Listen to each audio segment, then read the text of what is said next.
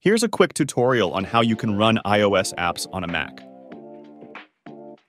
Open the App Store, click your username on the bottom left corner, and you'll see the list of apps you have downloaded.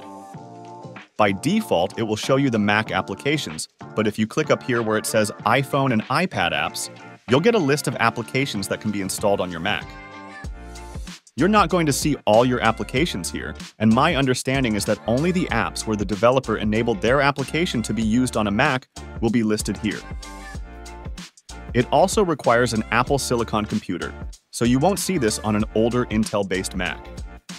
Here's an app I use to check my lottery tickets, and funny enough, it needs to clear some permissions, and it's telling me the iOS version I'm running, although this is on macOS. But the app itself works great. Resizing the window is a little clunky, but otherwise everything works. It even knows how to use the camera of my studio display to scan lottery tickets. I also tried a couple of old iOS games, and even though it's cool to see them run on a Mac, I couldn't really control an app designed for a touchscreen.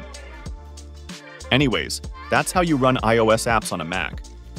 I'm curious what everyone is using this for, so drop a comment below and let us know which iOS apps you like to run on your Mac. Also, here's how you delete these. Don't forget to subscribe to get more quick tutorials like this in your YouTube feed. Thanks for watching, and we'll see you next time.